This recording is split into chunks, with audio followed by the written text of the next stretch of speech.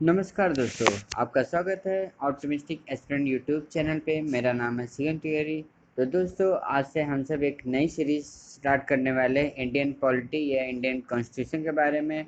इसमें हम सब पढ़ेंगे इंडियन पॉलिटी, इंडियन कॉन्स्टिट्यूशन के सारी चीज़ें और जो इम्पोर्टेंट चीज़ें होंगी, जो इम्पोर्टेंट टर्म्स होंगे, जो इम्पोर्टेंट आर्टिकल होगा, जो इम्पोर्टेंट कोई भी हमारे कॉन्स्टिट्यूशन से रिलेटेड होगा, उसके बारे में हम सब इस सीरीज में पढ़ेंगे। ये हमारा पहला लेक्चर है और इसमें हम देखेंगे कि हमारा कॉन्स्टिट्यूशन डेवलप कैसे होता है। जैसे कि अंग्रेज़ों के द्वारा क्या क्या एक्ट्स लाए गए, उसके बाद हमारे क्या क्या हम सबको पावर दी गई, क्या क्या धीरे धीरे बंगाल प्रेसिडेंसी है, बॉम्बे प्रेसिडेंसी है, मद्रास प्रेसिडेंसी है, इन सबको देखा जाएगा कि क्या क्या इनके द्वारा एक्ट्स लाए गए और क्या क्या कई सारी चीज़ें एक्ट्स बनाए गए यहाँ पर।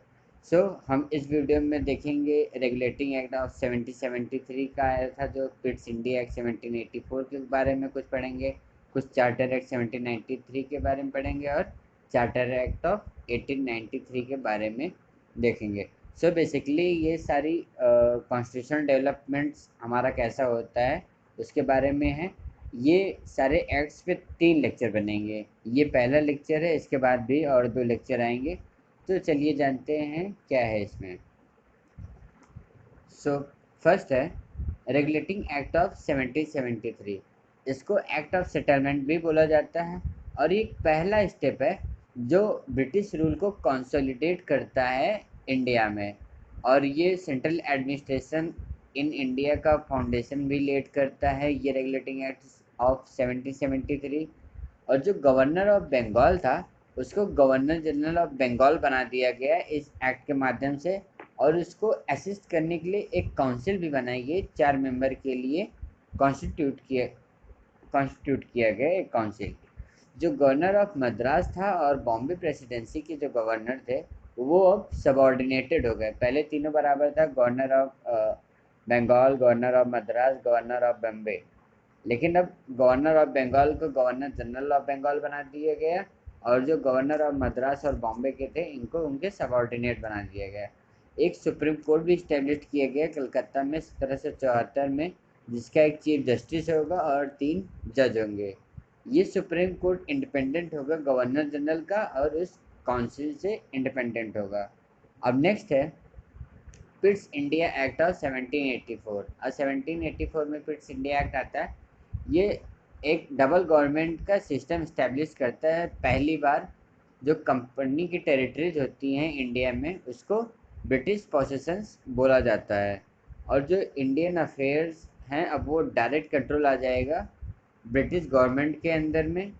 और जो एक नई बॉडी क्रिएट की जाती है, the board of council was appointed for managing the political matters. जो भी पॉलिटिकल मैटर्स होगा उसको मैनेज करने के लिए एक बोर्ड ऑफ काउंसिल अपॉइंट की गई। और जो मेंबर्स थे गवर्नर जनरल काउंसिल के, उनको डिक्रीज करके 3 पल्ला दिए गए। जैसा कि पता होगा, पिछले में रेगुलेटिंग एक्ट ऑफ 1773 में यहाँ पे 4 मेंबर्स की काउंसिल बनाई गई थी। लेकिन इस बार अब उनका डिक्रीज कर दिए गए, उनका नंबर अब 3 हो गए। और जो कंपनी था उसको बोला गया कि वो नॉन इंटरवेंशन पॉलिसी फॉलो करेगी। अब नेक्स्ट आता है चार्टर एक्ट ऑफ 1793।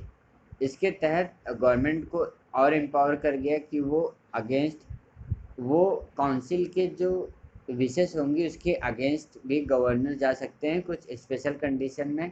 और जो इंडिया में जो ट्रेड की है, वो मोनोपोली जो है 20 ईयर्स के लिए और बढ़ा दी गई कंपनी के लिए। जो ईआईसी है, ईस्ट इंडिया कंपनी की जो मोनोपोली थी और ट्रेड पर, उसको अनदर 20 ईयर्स के लिए इस चार्टर एक्ट ऑफ 1793 के द्वारा बढ़ा दिया गया।